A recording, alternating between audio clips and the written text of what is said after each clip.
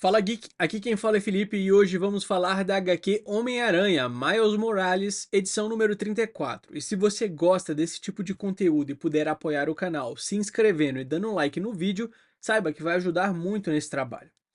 Nas ruínas de um Olimpo dilacerado pelo tempo e pela guerra, surge uma figura imponente como um trovão encarnado, Doutora Kuan Yin, agora revelada em toda sua fúria e poder, carregando uma espécie de foice de madeira como se fosse leve, com uma pena. Ela exibe um sorriso selvagem e olhos cobertos por lentes que mal escondem a sua sede de combate. Os deuses e guerreiros ao redor recuam, espantados com a força bruta e a presença intimidante daquela que eles chamam de monstro. Mas para ela, é apenas mais uma boa luta. E enquanto a tensão cresce, a revelação ecoa entre os heróis. Não é mais só uma história do Aranha.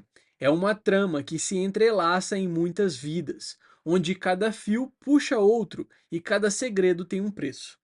A tensão se transforma em duelo quando a doutora Kuan Yin encara um dos deuses do Olimpo, como se ele fosse apenas mais um oponente em sua longa lista de derrotados. Com desdém, ela joga a arma para seu dono, deixando claro que não precisa de relíquias para esmagar egos. O deus, surpreso e humilhado, reconhece sua subestimação, mas já é tarde demais.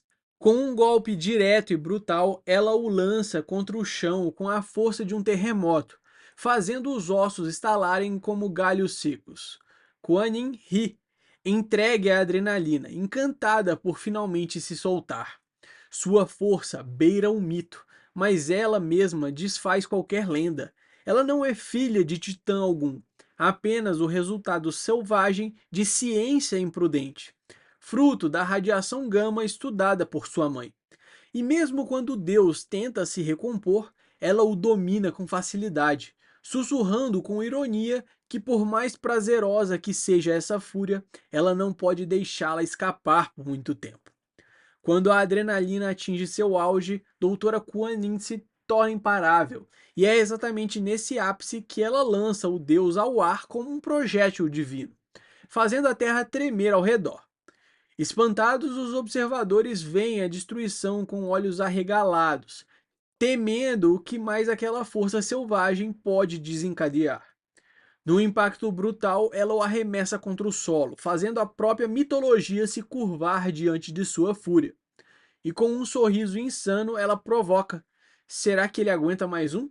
A cada golpe, a arena sagrada se desmancha sob seus pés, até que o deus, humilhado e vencido, finalmente clama rendição.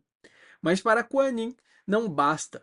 Ela quer mais do que vitória. Ela quer sentir algo. Quer se perder de novo no caos. E naquele momento não há divindade que consiga impedi-la. Desfigurado, com os olhos girando e o orgulho em ruínas, o deus sussurra suas últimas palavras com a dignidade que ainda consegue reunir, reconhecendo a força devastadora da doutora como um golpe verdadeiramente bem aplicado. Mas para Kuan Yin, não há glória em lutar contra um oponente que não aguenta o próprio peso da batalha. Em um movimento final, impulsivo e furioso, ela o lança no chão com tanta violência que o solo se parte em mil pedaços sob o impacto. O eco do choque reverbera pelas ruínas de um Olimpo em colapso. Que desperdício! Mais frustrada do que vitoriosa. Não por falta de vitória, mas pela ausência de um desafio à sua altura.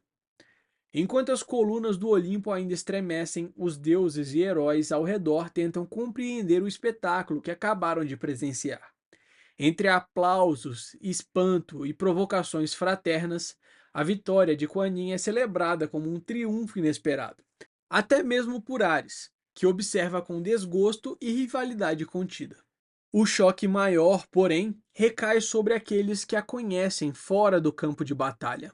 Essa é sua terapeuta? Grita um, incrédulo. Huanin, agora recuperando a lucidez, confessa sua dificuldade em manter o controle quando se entrega totalmente ao poder que corre em suas veias. O corpo pesado se curva, vítima do colapso pós-adrenalina, enquanto a mente retorna à calma. E ali, entre poeiras e ruínas, uma confiança se solidifica. o campeão finalmente reconhece. Às vezes, é preciso confiar nas teias que unem destinos improváveis. Enquanto a poeira baixa e a tensão se desfaz em comentários sarcásticos e alívio nervoso, os heróis e deuses começam a digerir os acontecimentos. Hércules, sempre teatral, celebra a luta como um espetáculo digno de lenda, enquanto Kuan exausta, mas serena, se retira carregando os pesos da vitória e da consciência. Sua força brutal é equilibrada por uma rara empatia, como notado por uma das guerreiras. Causar tamanho estrago e ainda assim se importar exige um coração fora do comum. Miles, surpreso, tenta entender o que aquela explosão de poder significa para suas futuras sessões de terapia. E Quan Yin responde com honestidade desconcertante.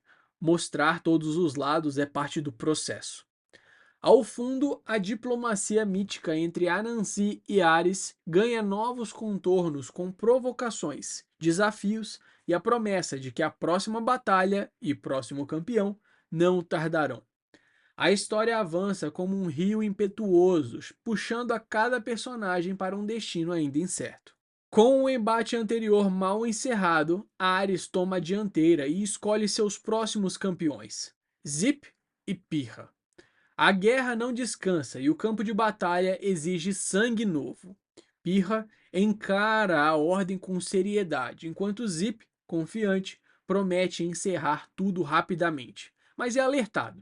Os adversários dessa vez não são simples mortais. Do outro lado, Anansi sorri e escolhe seus representantes com a leveza de quem já conhece os fios do destino: Miles Morales e Gust. A garota protesta, hesitante, mas não há volta. A escolha foi feita e a transformação acontece num piscar de olhos. Gust se vê de armadura antes mesmo de entender o que está acontecendo. A Nancy faz essas coisas, diz Miles, resignado. Agora, lançados ao centro do palco, os novos campeões terão de aprender se essa batalha será vencida com força ou com algo muito mais profundo. O campo de batalha ganha novo fôlego enquanto Zip, o autoproclamado furacão dos deuses, avança com fúria, pronto para gravar seu nome nos cantos épicos do Olimpo. Ao seu lado, Pirra, serena e implacável, prepara-se com um escudo e lança, sem títulos, sem vanglória, apenas a determinação de quem nasceu para lutar. Vamos testar a fé do Deus Aranha em você, diz ela com frieza, mirando direto em Gust. Mas a jovem hesita, paralisada pelo medo. Como enfrentar divindades quando mal entende seu próprio poder? Miles, com a confiança de quem já caiu e se levantou 1000 vezes, estende a mão. Se alguém aqui pode encarar isso, somos nós, juntos. E mesmo entre incertezas e tremores, uma faísca de coragem começa a brilhar. Porque às vezes o que vence deuses é o coração de mortais que se recusam a desistir. Zip avança como um míssil divino, inflamado por orgulho e sede de reconhecimento, determinado a esmagar Miles diante de todos como prova de sua força. Mas Miles, sempre rápido e astuto, desvia com elegância, lembrando-o com ironia de que causar uma explosão em uma escola não é exatamente uma honra digna de aplausos. Enquanto Zip brada sobre glória e recompensas, Miles contra-ataca com palavras tão afiadas quanto seus golpes. O que há de respeitável em ferir os inocentes? A pergunta perfura mais fundo do que qualquer soco, desmontando as justificativas do Deus com crueza e verdade. Zip vacila, sua certeza se esfarelando, sua lógica exposta como um castelo de areia diante da maré de consciência. Isso está além dos mortais, ele balbucia, mas seus olhos dizem outra coisa. Talvez, pela primeira vez, ele tenha começado a entender. O embate entre Gust e Pirra começa não com golpes, mas com palavras carregadas de mistério e peso ancestral. Gust, nervosa, tenta manter a postura, mas não esconde o desconforto diante da presença fria e enigmática da guerreira dos mares. Pirra, com os olhos que parecem enxergar além da pele, declara com voz firme: Você não é como parece ser. E então, Como se as águas obedecessem à sua vontade, ela convoca uma torrente que envolve Gust, revelando um poder que nem a própria jovem sabia possuir. Em choque, Gust se pergunta quando ficou tão forte, mas Pirra não hesita. Este é um lugar onde a verdade interior aflora, mesmo aquela que o coração ainda não reconhece. A revelação vem com um sussurro no vento e algo desperta em Gust, algo adormecido, algo grandioso. Elevado sobre as ruínas como um mestre de cerimônias entre deuses e heróis, Anansi brilha com um carisma inquietante. Com palavras que dançam entre enigma e ensinamento, ele lembra a todos que as histórias são feitas de escolhas e que se Ares escolheu os campeões, então ele, como contraparte, tem o direito de escolher o desafio. Ares ruge de frustração, percebendo que caiu numa armadilha embalada em sabedoria. Mas Anansi, com um sorriso de quem sabe mais do que diz, responde: o que é um truque senão uma lição disfarçada de charada? Em meio a risos e olhares desconfiados, ele tece fios de energia ao redor da arena, convocando algo novo, algo maior. Deixe a Nancy mostrar a verdadeira arena, ele exclama. E um portal místico se abre diante de todos, prometendo um desafio que vai muito além da força física. Um palco onde não só músculos serão postos à prova, mas também o espírito e a verdade. O mundo muda em um piscar de olhos e Miles emerge em meio à névoa, tossindo e tentando entender onde foi parar. Ao seu lado, o guerreiro olímpico sente o ar pesado, a umidade densa e reconhece de imediato. Estão às margens do lendário lago Estinfale, as águas que guardam os segredos dos mitos mais antigos. Para Miles, parece apenas um lago comum, mas Gust logo é corrigida. Você não conhece as histórias como nós. O próprio Anansi observa satisfeito ao lado de Hércules, que já suspeita que nada de bom vem de um lugar que o Deus Aranha conhece tão bem. E é então que o alerta vem. O sentido aranha de Miles grita como um trovão silencioso. Algo está errado, muito errado. E eles ainda nem começaram a entender o que esse lago guarda em suas profundezas. Um som cortante rompe o silêncio, um farfalhar crescente que se transforma em tempestade. Do céu, uma nuvem escarlate de terror mergulha sobre os heróis.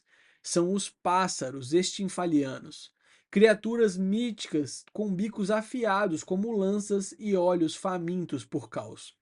Pirra encara a cena com horror. A Nancy não seria tão cruel, mas sim, ele seria. Ares entra em desespero, reconhecendo suas preciosas aves usadas como peões de uma narrativa maior. Para ele, são relíquias sagradas. Para os outros, apenas aves. Anansi, com sua sabedoria irônica, revela a peça que armou. Os pássaros eram um dos trabalhos lendários de Hércules, e nada melhor do que reviver esse conto sangrento para honrar a grandiosidade do herói. Agora, as asas da lenda voltam a se abrir, mas será para a glória ou para a desgraça. O céu se torna um redemoinho de penas e morte quando os pássaros extinfalianos mergulham como lanças vivas, prontos para dilacerar qualquer um em seu caminho. Miles salta entre bicadas e garras afiadas, tentando encontrar uma brecha, enquanto Zip, com ares grandiosos, proclama que enfrentará as feras sozinho, como se buscasse sua própria glória mítica. Mas Miles já entendeu. Isso não é sobre ego, é sobre sobrevivência. Precisamos lutar juntos, ele grita, desviando por um triz de uma rajada de penas cortantes. Enquanto isso, Hércules ri ao fundo, nostálgico e entusiasmado com a destruição, como quem assiste a uma peça antiga sendo encenada de novo. Zip, teimoso, insiste em provar seu valor, até ser abatido mais uma vez por uma ave colossal. Glória, honra, lenda, nada disso importa quando o céu sangra. Só o trabalho em equipe poderá evitar que o mito se transforme em tragédia. Em meio ao caos alado, Gust e Pirra lutam lado a lado. A jovem ainda surpresa por controlar a água e a guerreira revelando a origem sombria de seu poder. Ela é filha de Prometeu, amaldiçoada por Zeus e sobrevivente de uma cidade afogada por Poseidon. Pirra é a encarnação da dor moldada pelos caprichos dos deuses. Crueldade é a assinatura dos deuses, ela diz. Fria como as águas que domina. E enquanto isso, Miles tenta fazer Zip enxergar o óbvio. Bater de frente sozinho com monstros lendários não é heroísmo, é burrice. Só juntos eles têm chance de vencer. Zip resiste, ferido no orgulho, mas não pode negar os fatos, nem os rasgos em sua toga. Contrariado, aceita a ajuda. Miles sorri, envolto em uma eletricidade e liderança natural. Amo isso, me segue. E assim, pela primeira vez, todos começam a lutar como um verdadeiro time. Agora, em perfeita sincronia, Miles e Zip transformam a batalha em espetáculo. Teias e poder divino se unem numa dança eletrizante entre monstros alados. Miles voa pelos ares com graça e ousadia, lançando piadas enquanto tece armadilhas em pleno voo. Eu teio, você detona, ele grita.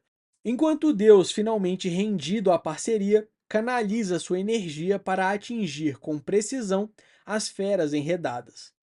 Em uma manobra audaciosa, Miles prende a maior das aves com teias reforçadas, preparando o terreno. Zip ruge, girando os braços e invocando ventos como lanças. Prepare-se, mortal! Vamos voar juntos! E com um impulso de força mítica, Miles é lançado como um raio vivo. Vamos nessa! A união improvável vira poder real. O improvável vira lendário. Num estrondo de pura energia e força mitológica, Miles e Zip se lançam como cometas contra a maior das feras estinfalianas. O impacto é devastador. Penas voam, bico se parte, sangue tinge o céu, e a criatura desaba com um grito final que estremece o próprio lago. Um blan rasga o ar, seguido de um splash que sela o destino daquele monstro.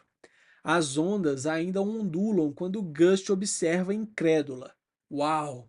Espírito de luta impressionante, murmura. Ao seu lado, Pirra, sempre pragmática, encara a cena com frieza. Isso significa que perdemos?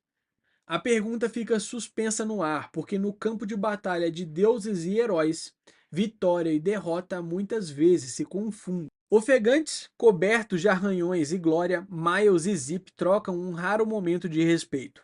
Pela primeira vez, não são rivais, mas parceiros, forjados no calor da batalha. Não foi nada mal, Zip.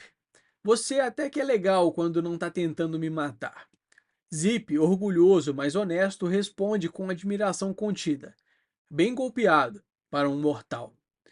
E é então que Anansi, com seu sorriso de quem vê além do óbvio, declara: ambos são vencedores, inimigos que viraram aliados. Uma lição maior do que qualquer vitória. Mas Ares não aceita ambiguidade. Como assim um empate? Ele vocifera indignado. Que jogo você está jogando, Aranha? Anansi, como sempre, transforma o conflito em enigma, lembrando das leis antigas. Empate entre campeões só pode ser resolvido de um jeito, com uma nova rodada. Frente a frente, sem truques. Dessa vez será pessoal. E até o guerreiro mais cético reconhece, pela primeira vez, o truque do Aranha talvez tenha sido a verdade. Desconfiado, Miles encara a Nancy com as mãos na cintura e o coração na garganta. Então, era tudo parte do seu plano? Você me ajudou só para me jogar nessa luta contra Ares? A Nancy sorri com aquele ar enigmático que irrita tanto quanto fascina. As canções sempre voltam para mim, doce campeão. E às vezes é preciso tecer uma teia mais complexa para criar a história certa. Mesmo cercado por deuses, Miles exige clareza. Fala direto, cara. Já não aguento mais enigmas. E por um instante raro, Anansi deixa a poesia de lado. Ele revela que ajudou Miles, sim, não por estratégia, mas por empatia. porque ele entende a dor de perder um campeão. Com voz suave e olhar sincero, ele promete algo inusitado. Cantarei para você minha canção mais triste, melodias moldadas pelos fogos do Olimpo. E naquele momento, até o Deus das histórias deixa claro a verdade por trás das palavras, mesmo quando elas vêm em forma de lenda. Na penumbra entre o real e o mítico, fios de luz cruzam o espaço como teias encantadas, e ali, sentada diante de um tear ancestral, uma mulher tece mais do que histórias. Ela tece destinos. Seus dedos dançam entre linhas enquanto Anansi, o deus das tramas e segredos, se curva em reverência. Deixem que o grande Kwaku Anansi conte como perdeu sua mais doce campeã, Aracne. O tom agora é de luto, não de truque. Uma cicatriz antiga se revela por meio da narrativa, uma dor que moldou não só o deus, mas também cada fio que ele entrelaça desde então. E ao fundo as palavras que ecoam como um chamado. A seguir, Miles encontra o mito, porque nem todo herói enfrenta monstros. Alguns enfrentam histórias e descobrem que nelas também podem renascer. Essa foi uma pincelada da história HQ Homem-Aranha Miles Morales, edição número 34. Eu espero que você tenha gostado. Não esquece de deixar o seu like e se inscrever no canal para acompanhar de perto mais histórias como essa. Valeu!